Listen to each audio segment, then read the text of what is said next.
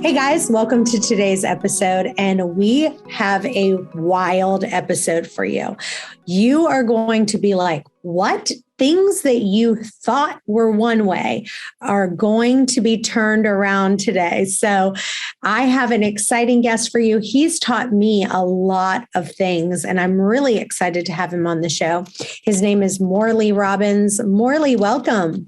Well, thank you, Chantel. Great to be here. All right, let's first dive in and talk about vitamin D. Okay. So one of the things that you hear people talk about all the time is that, oh, you're not getting enough vitamin D. The majority of the people are low in vitamin D.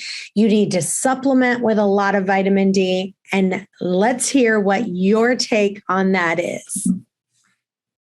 Had this conversation a few times. What's important to keep in mind is that there's a lot of focus and attention on vitamin D, but there's more to the story. Many of the nutrients and minerals that we're so preoccupied with have partners, calcium and magnesium, copper and iron. But in this case, we're talking about vitamin D. Well, vitamin A is its partner. And not a lot of discussion about vitamin A in the mainstream media, as you well know.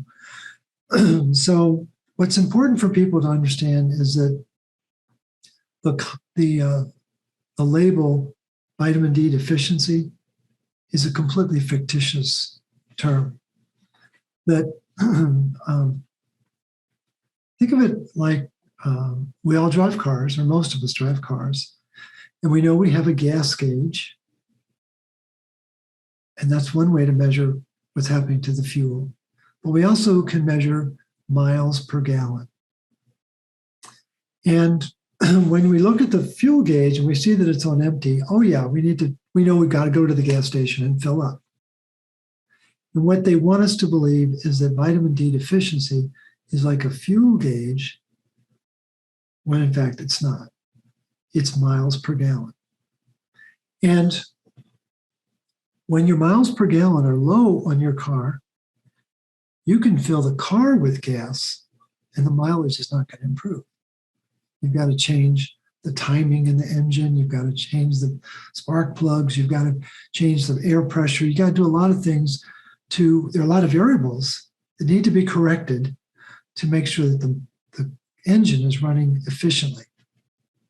Well, when vitamin D is showing low on a blood test, the questions that should be asked are, is there sufficient magnesium in my body and in my liver?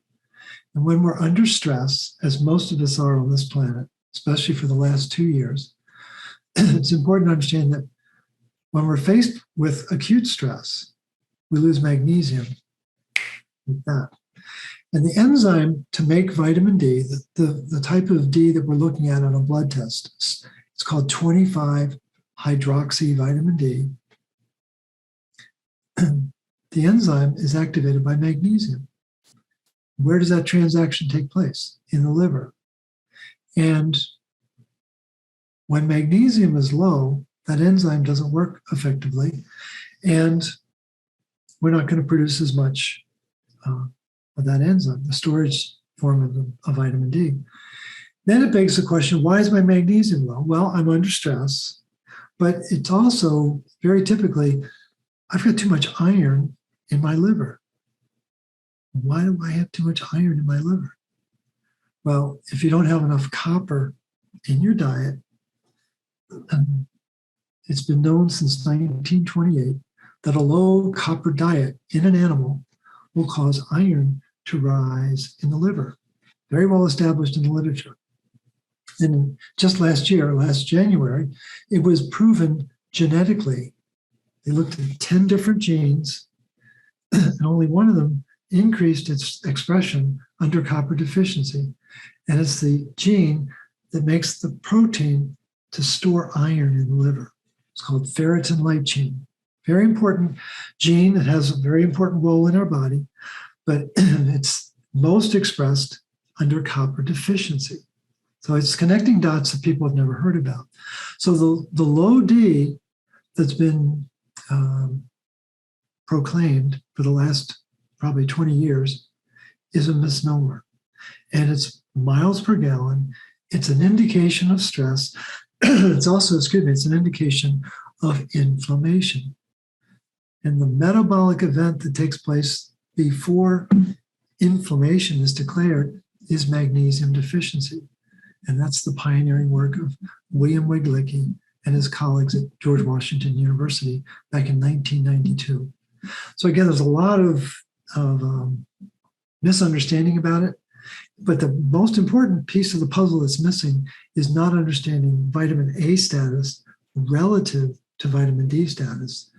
And what we've learned over the years is that there should be 3 times as much vitamin A showing up in the blood as there is vitamin D. That's not always the case. In fact, more often than not, people have very low vitamin A. They don't even know about it. And they don't know that that's an indication that copper metabolism is going to be weakened by it, because vitamin A and copper have a very profound series of roles in the body to make sure that energy is produced, to make sure that iron is regulated, to make sure that genes are working properly. And it's just, it's almost like there's a parallel universe that people don't know about, because there isn't much attention given to copper and vitamin A. And all of the attention is directed at iron and vitamin D. And I think we've learned in the last couple of years to begin to question the narrative, because there's more to the story. So hopefully that gives you some more to work with in regards to that issue.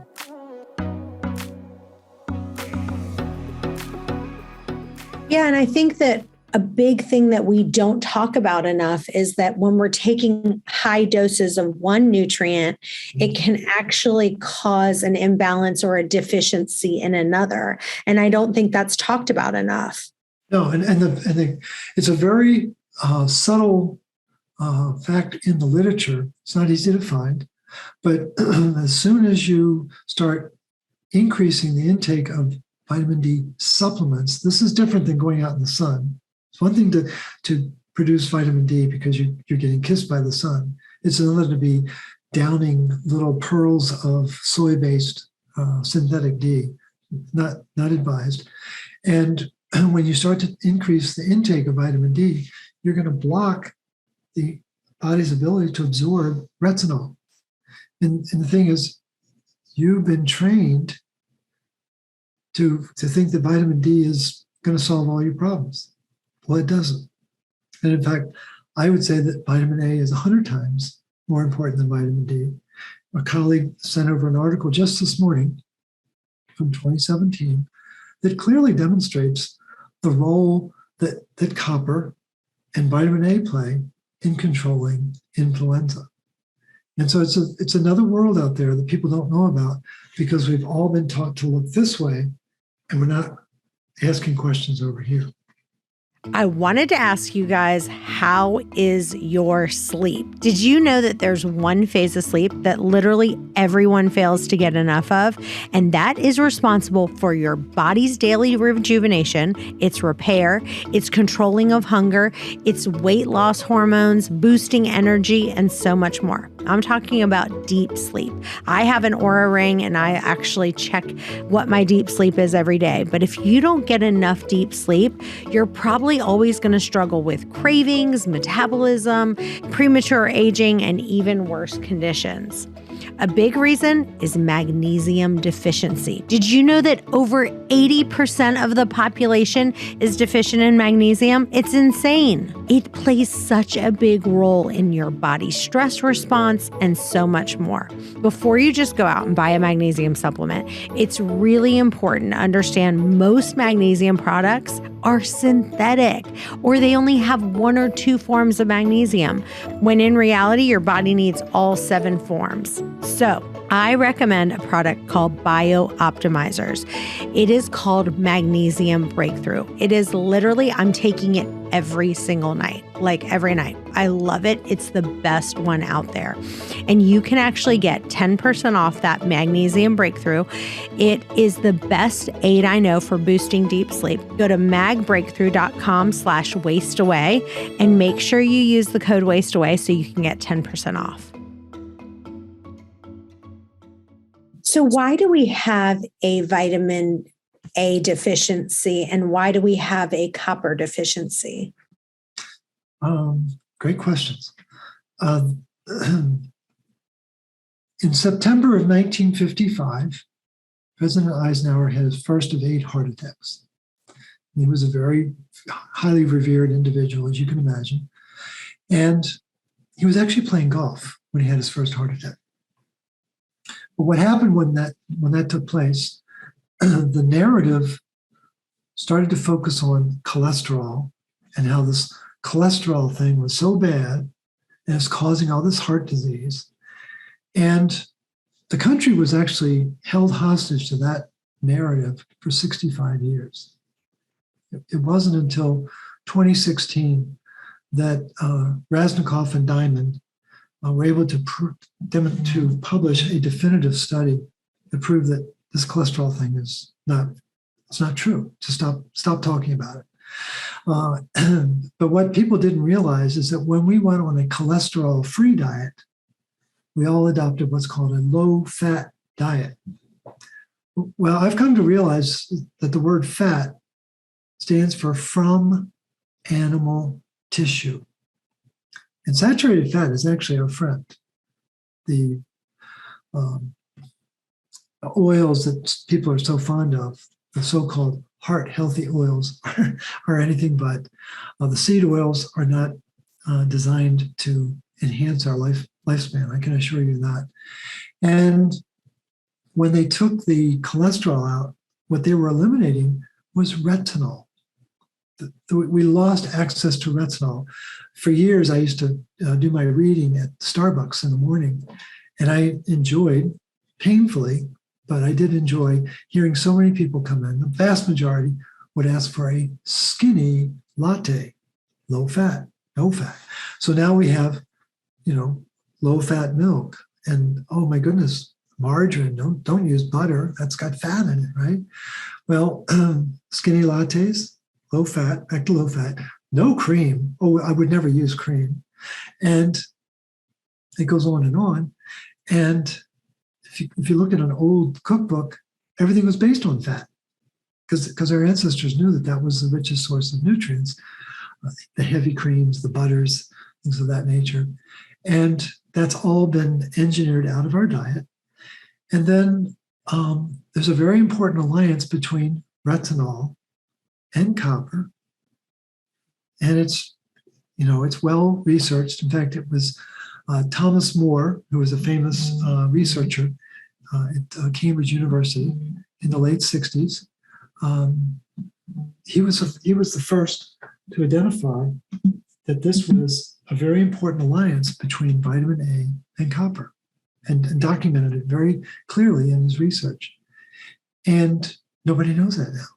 Gosh, that was 50 years ago, And so the copper and the retinol have a very powerful alignment in the body.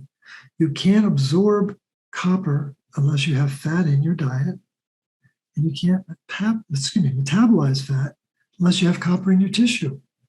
So they have this very interdependent role, and nobody talks about that.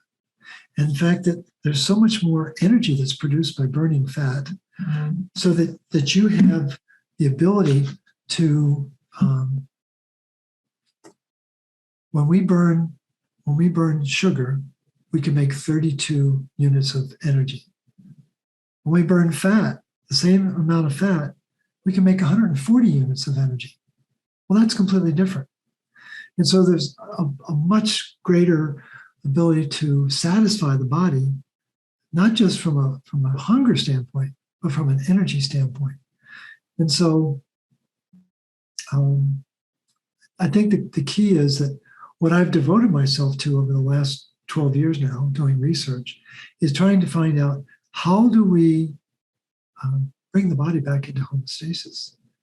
And it's really how do we overcome the stress that we're living in. And the point that I really emphasize is that when we have stress in our world, we have oxidative stress in our body.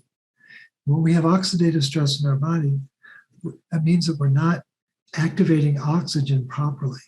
We're not able to take full advantage of the oxygen and the energy molecules that we have.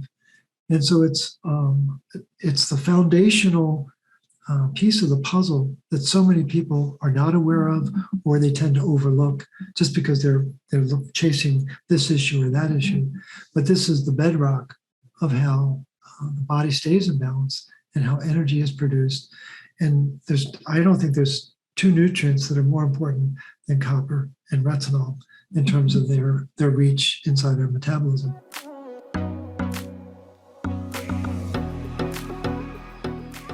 And sometimes I hear you call it retinol, and sometimes I hear you call it vitamin A. Right. Do you just interchange them all the time? Yeah, I do. What you've got, great question. We have two different forms of vitamin A. We have what's called preformed vitamin A, and we have precursor vitamin A. And so preformed is the animal-based form of retinol. It's already been produced for us. We can take it in our diet, and our body knows exactly what to do with that retinol. The precursor form is called beta carotene. That comes from vegetable sources. And people think that they're one and one, that 1 unit of beta carotene equals 1 unit of retinol. And there's something called retinol equivalency units, REUs. And in fact, it turns out that it takes 12 beta carotene to produce 1 unit of retinol. And so that when you're looking on your supplement bottle and you see that, oh, I'm getting 12,000 units of beta carotene, thinking that you're getting a lot of vitamin A, you're only getting 1,000 retinol equivalency units. And so it's a sleight of hand that's used by the nutritional field all the time, because most people don't know about the fact that beta carotene is not retinol. And the real interesting twist is that there's a very important enzyme called beta carotene monooxygenase. Means it's working with one atom of oxygen to make the change. And that enzyme, BCMO, is copper dependent. So if you don't have copper in your diet, you can eat all the beta carotene you want. You're not going to produce the retinol that's needed to make your copper usable, functional, and bioavailable. Hey guys, I'm so excited. My new book, One Meal and a Tasting, is out now. And if you order the book on Amazon, just the regular paperback edition, if you go in and make a review, you will get the audio book for free. Send a copy of your receipt to questions@chantelrayway.com and you'll get the audio book right away. So one thing that you asked me to do is you asked me to go to requestatest.com and you gave me a list of different items that you thought, hey, this is what we need to test. So I want to talk about what were the tests that you asked me to do, and why those particular tests in general, and then talk about what my test revealed and how we can turn that around. Absolutely.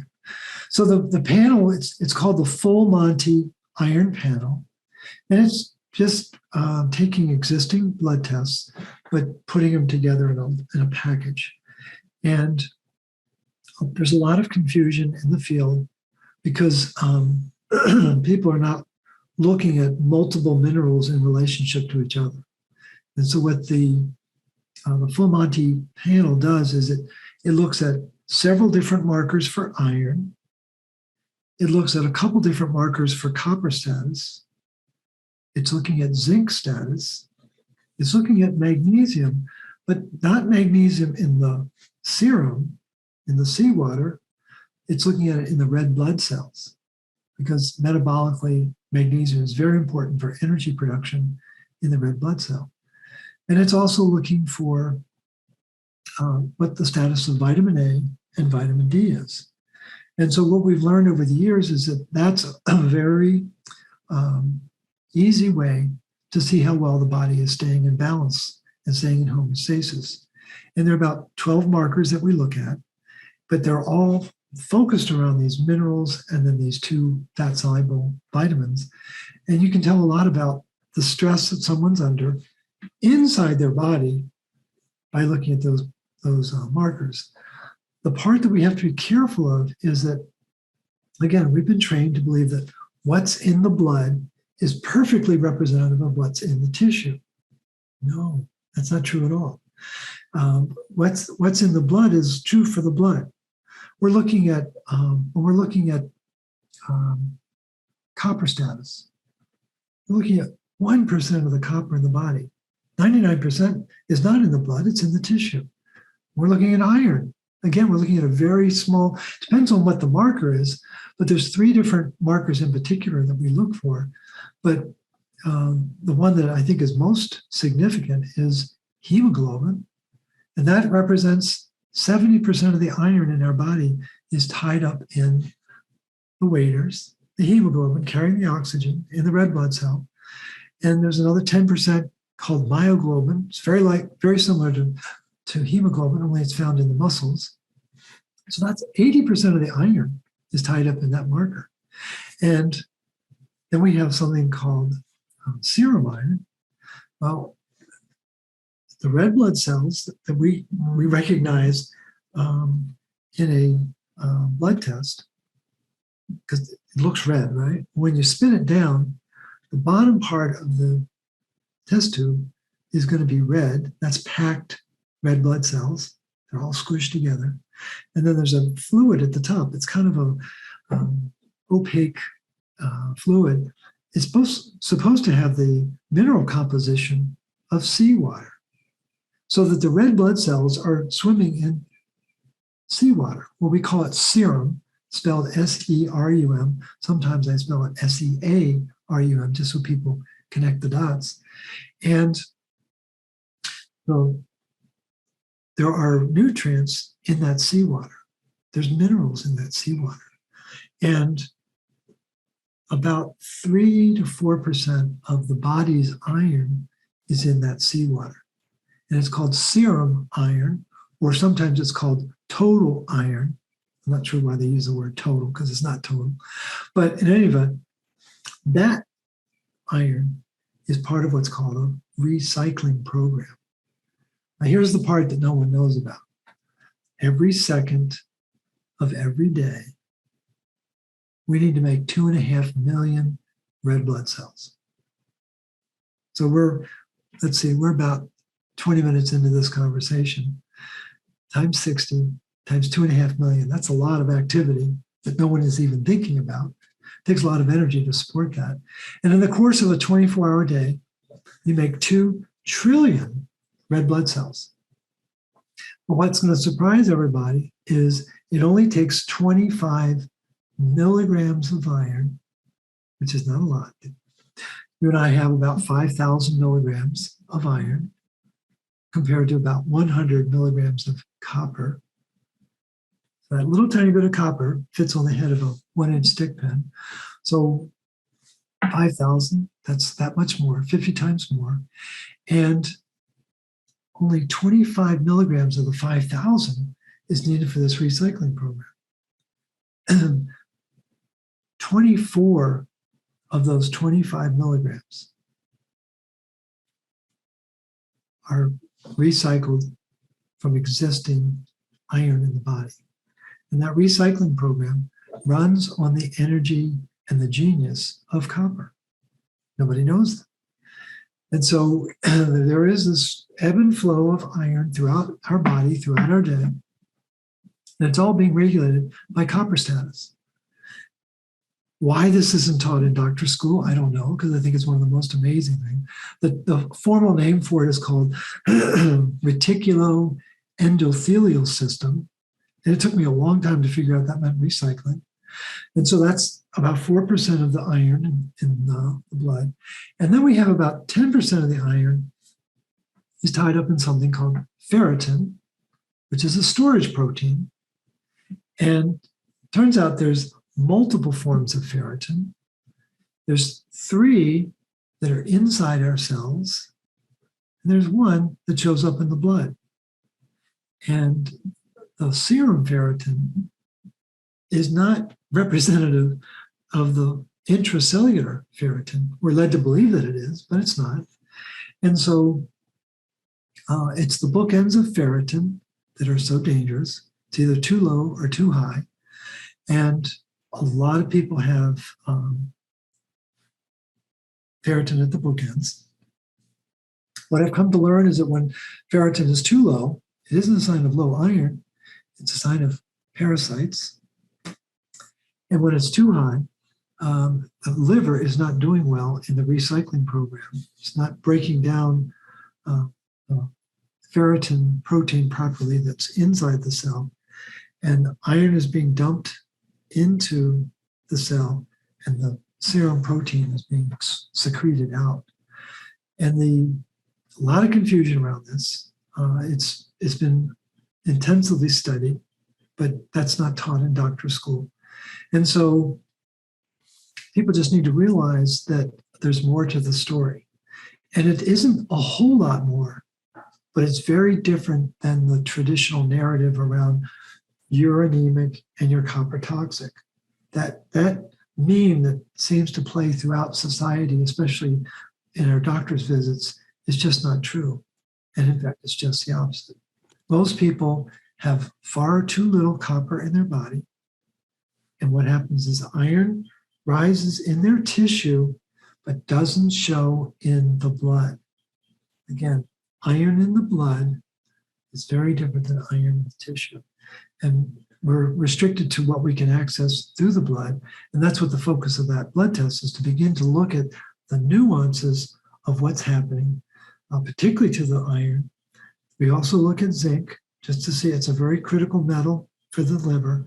And we look at copper and its protein, ceruloplasmin, which is very important for understanding, is the copper usable? Not is it high or low? Is it usable? Is it functional? Is it able to do its job of regulating iron status and oxygen status in the body? And then we look at, as I said, vitamin A and vitamin D, because they are partners and they need to be considered in tandem. And ideally, there should the number for retinol or vitamin A should be 3 times higher than the number for vitamin D. Very rarely is it the case, because many people have been taking far too much vitamin D and didn't know that retinol was even a factor that they should be aware of.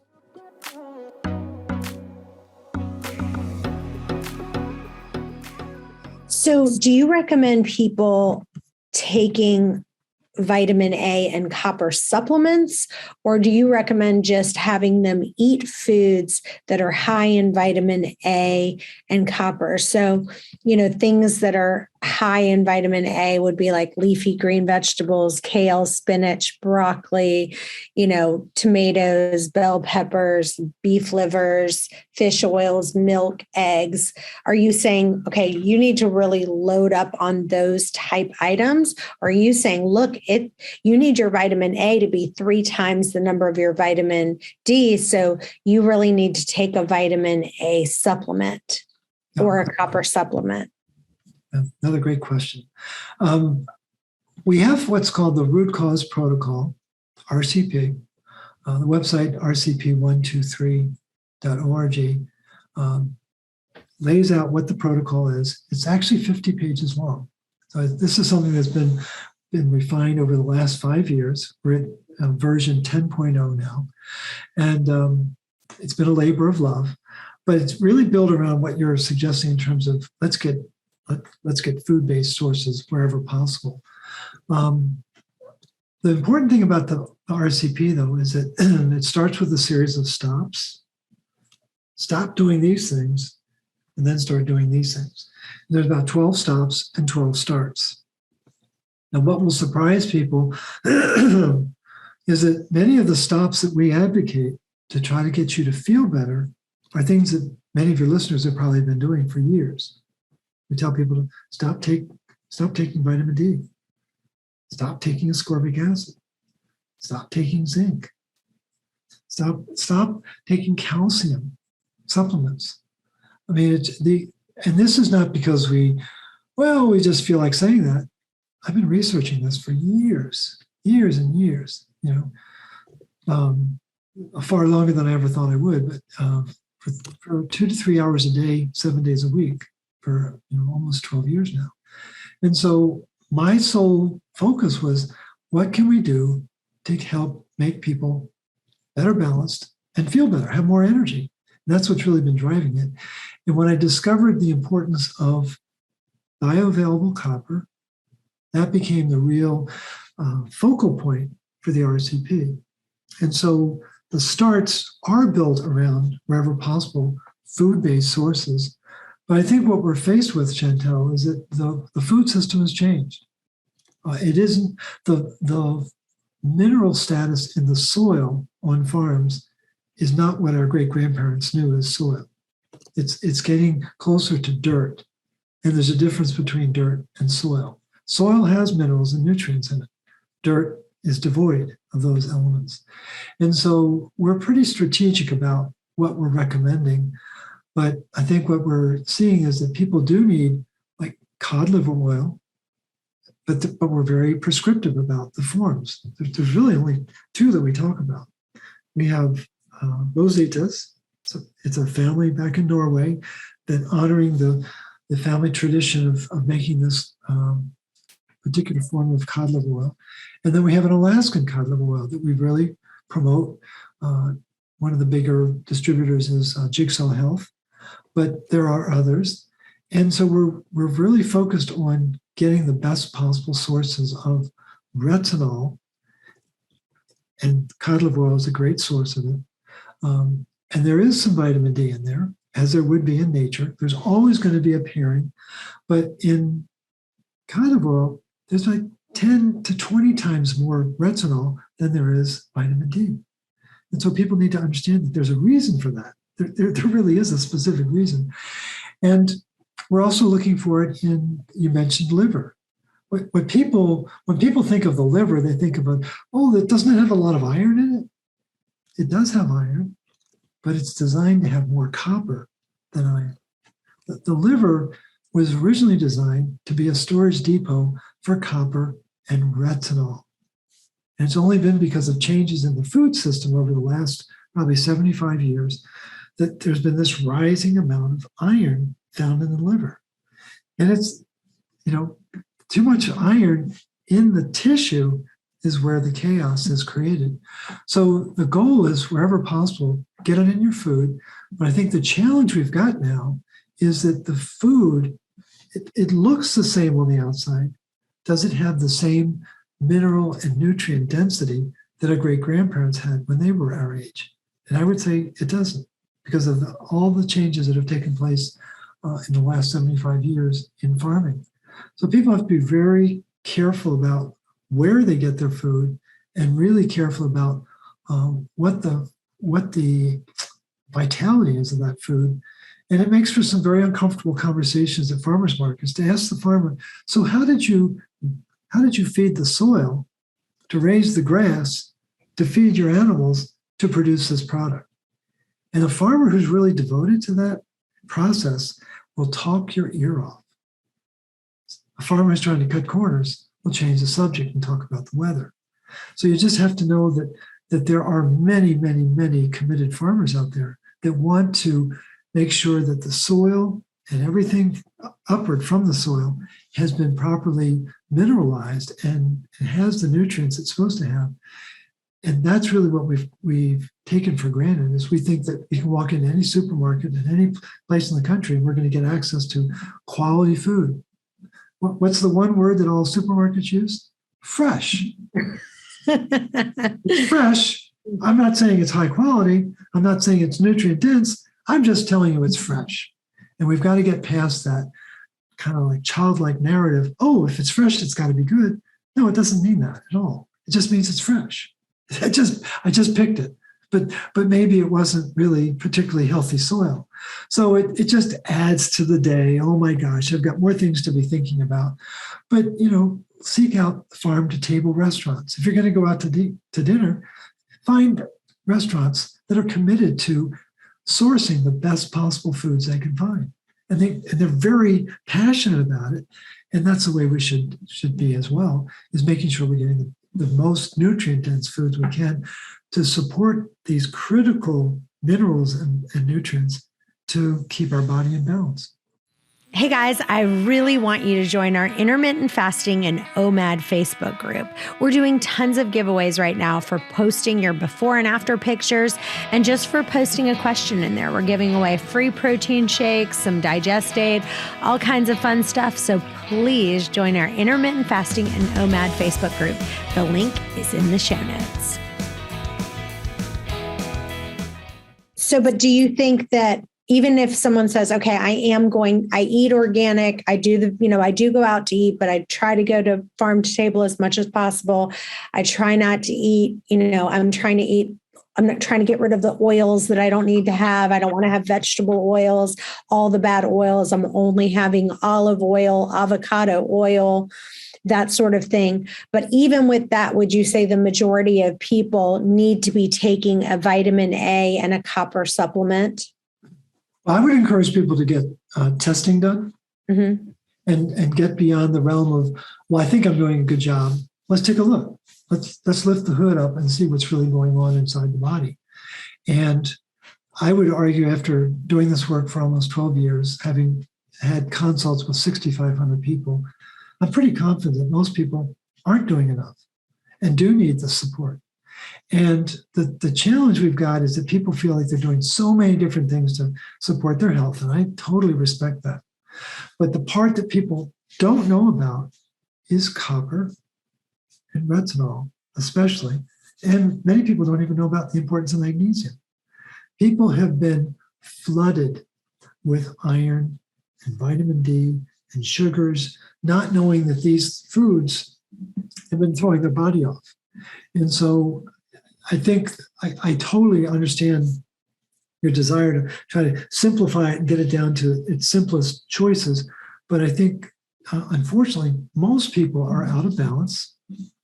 Most people are fatigued, which is why I wrote the book, Cure Your Fatigue. I mean, there's actually method in my madness is to write this book so that people could get past how they feel.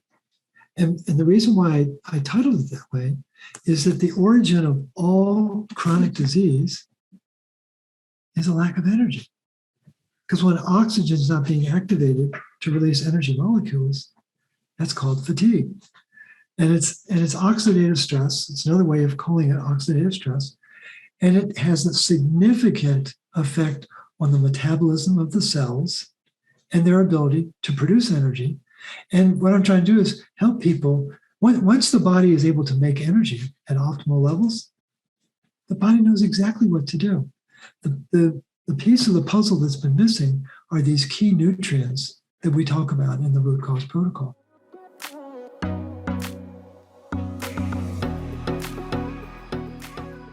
So let's talk about, for me, I know that I actually definitely feel better when I take like a liver, kind of a liver, not a liver enzyme, but a liver supplement, like a desiccated liver supplement.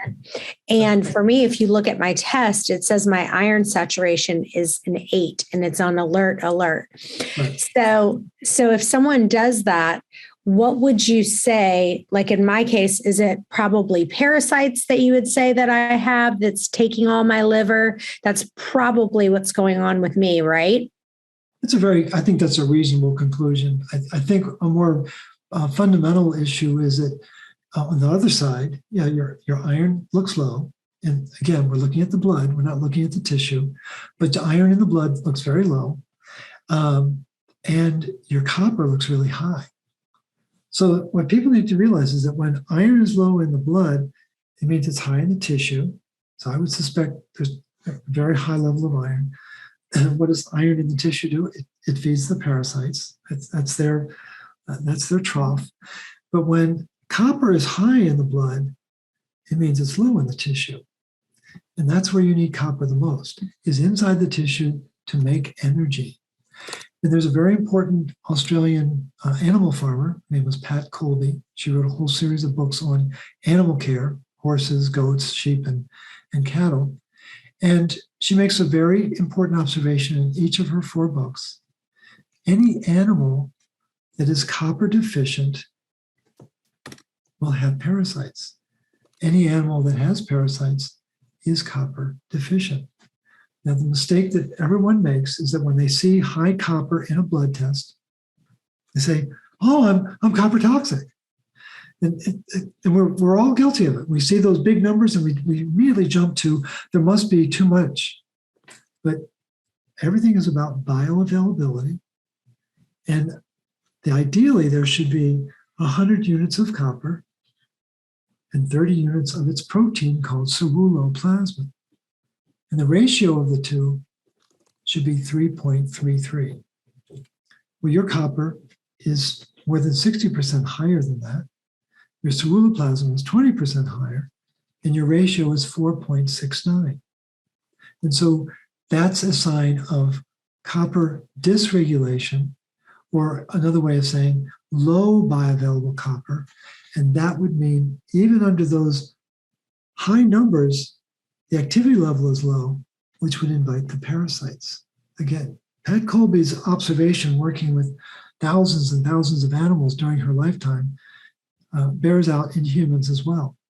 And because we are animals, unfortunately. And our metabolism is very similar. And people don't realize that by adopting the standard diet and standard supplement routine, we've become exposed to too much iron and therefore very likely too many pathogens. And I'm seeing a tremendous uptick in the number of people with pathogens. And it's almost at pandemic proportions. And so I think the key is, you're probably enjoying those desiccated beef liver because your body is looking for the nutrients in there. But because of a systemic inability to have bioavailable copper, you're not able to get the full benefit of the foods that you're eating, if that makes sense. Hey guys, I'd love for you guys to listen to a podcast that we did about the side effects from wine and the differences between natural wine and traditional wine. So go to chantelrayway.com/wine and you'll see transcripts, you'll see some different episodes. But here's the thing, you can get your penny bottle now of dry farm wines and make the decision that if you're going to have wine, to make sure you have the most natural, healthy wine in the world with no additives, only natural ingredients. All the other wines out there have so much sulfate, so much sugar. Why put that poison in your body? So get your penny bottle now at chantelrayway.com/wine. So let's talk about really practical solutions, because one of the things I hear listeners all the time is like, everyone tells us all the problems, but they don't tell us the solution. So I want to really talk about really the most practical solutions that you can think of that we can fix this. So I'm hearing you say, go ahead and get a copper supplement if after you test, you see that you need it. But here's the thing, a normal person like me would look at the test that I just took and it said my copper is high. And you would say, no, you still need to take a copper supplement and you need to take a vitamin A supplement because right now my vitamin A is very low, 0.8 of what it should be. My vitamin A should be 3 times the amount of my vitamin D. So I should be taking a vitamin A and a copper supplement. Is that correct? Yeah, the starting point really is download the root cause protocol. Start to implement the stops. People are saying, we want practical solutions. This is something that easily 80,000 people have downloaded this protocol. And there are many more that have accessed it from other avenues. But if people are looking for practical how-to, the protocol has a series of steps. Stop doing this. And then there's 3 phases of what to start doing. And it's very prescriptive about what's in phase 1, what's in phase 2, what's in phase 3. And we do recommend cod liver oil. And we're now going to enhance the protocol with the idea of getting a copper supplement. But that's not the first thing you do. That's like it might be the 8th or 9th thing you do. And I think it's important for people to realize that, again, we're working with a protocol that's been refined over the last 5 years. But it's a 5-year-old. Think about where it's going to be when it's a 30-year-old. The understanding that we have about how best to reverse the confusion that's been created in our bodies because we were eating the standard American diet. One of the recommendations we make is start to eat an ancestral diet. When people want practical advice, stop going to McDonald's. And I think many of your listeners wouldn't do that, but there may be some that still do. And you've got to be really careful about what your exposure is to genetically modified foods. It's throughout the entire food system. The part that people might not know about is high fructose corn syrup. It's absolute poison to our body. Why? Well, it's really sweet, but it stops the uptake of copper in our digestive tract. Do you think that's an accident? I don't know. Maybe it's just a coincidence that it happens to take place. Maybe it's a coincidence that no one's talking about vitamin A and everyone's talking about vitamin D. And what we're trying to do is reverse that confusion, and that's what the protocol does. The website that I mentioned has the handbook available. The book that I've mentioned has the handbook built into the book itself. And that's where people need to start. This idea that you're just suddenly going to slap copper and retinol into the body and everything's going to be fine. No, it's not quite like adding STP to your car engine. There needs to be a deeper understanding of how did I get out of balance? And you've got to let go of the mainstream narrative. I can't say it any more directly. We have been misled and misfed. And that's a very important cornerstone of understanding. And the other phrase that I would introduce is that one of my friends is a pastor, and he introduced me to his course in logic that he uses so that his parishioners can have discussion and debate about the Bible. And the cornerstone of this program is called Missing Information Equals Missing Truth. Well, people didn't know that copper was critical for making energy. People didn't know that retinol was essential to make copper bioavailable. People didn't know that if copper's low, iron's going to go high. And I could go on for about an hour identifying all of the missing bits of information that mainstream nutritionists, mainstream doctors do not talk about because they were never trained. That's the downfall of the system, is that they are a product of their training. They're wonderfully talented, compassionate, gifted people, but they've been poorly trained because the system had a narrative and we didn't know that. And so I think people need to really step back from their daily habits and question everything and say, is this in my best interest? Am I doing what's right for my body?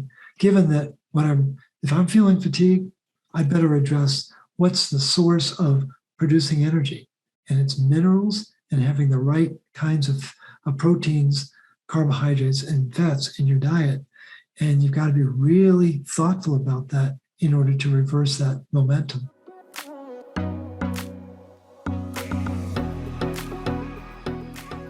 I want to talk about parasites for just a second, because I think that a lot of people don't realize that it's more prevalent than people think it is. And so, like someone like me who eats really healthy, I eat organic, I eat, really clean. And so it would be like, okay, if my iron is low, and I do eat a lot of meat, and I do eat a lot of grass-fed beef and all of this, that the chance of me having parasites is pretty good. So I want to talk about some of the top things that you've seen to kind of help with parasites that has been kind of a game changer for people. Yeah. Well, I think what's important for people to know is, where do these parasites come from? They come from other animals. And it isn't necessarily the food we're eating. It might be pets. People who, I had a consult with a veterinarian assistant. She'd worked in a veterinarian office for 25 years and had never done a parasite cleanse. It's like, wow.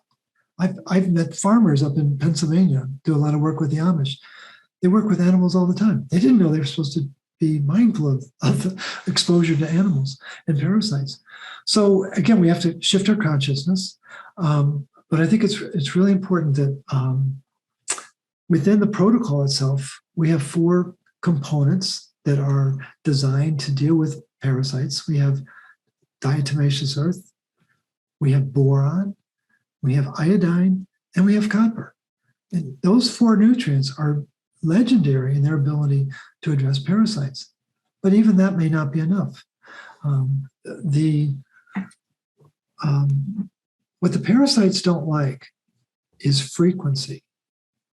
They'll cave to chemicals on the short term, but they're very adaptive creatures.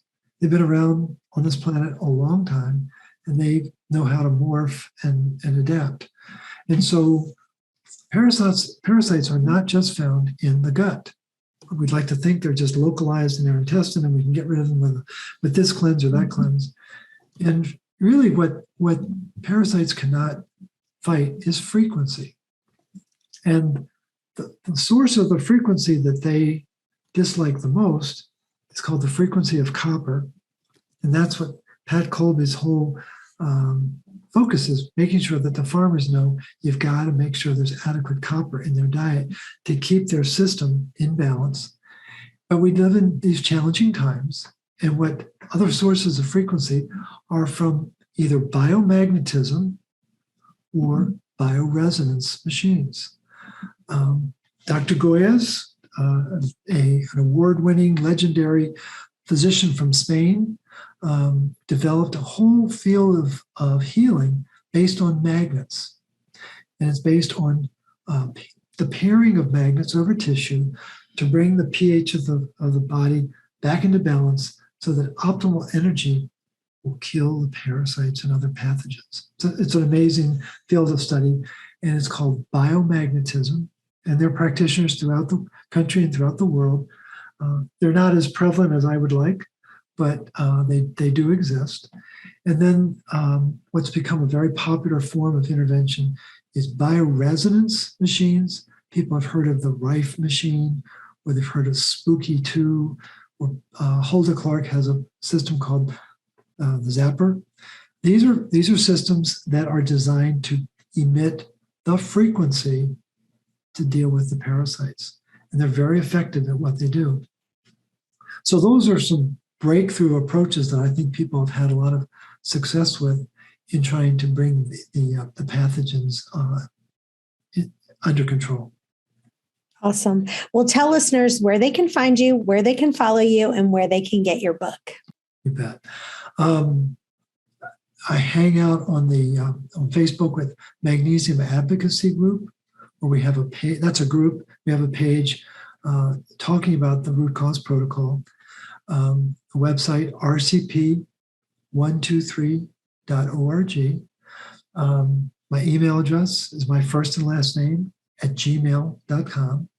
Phone number 847-922-8061. And I know there are people out there that sometimes they just need to reach out and have a conversation. And I welcome that.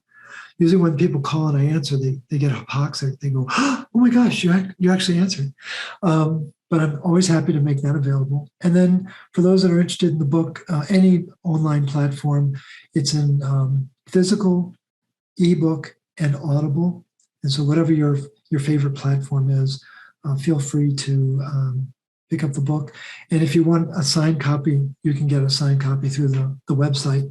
And every every week to 10 days, my wife and I send out 20 or so copies to people who are looking for the autographed version. We're very blessed. We've sold over 10,000 copies.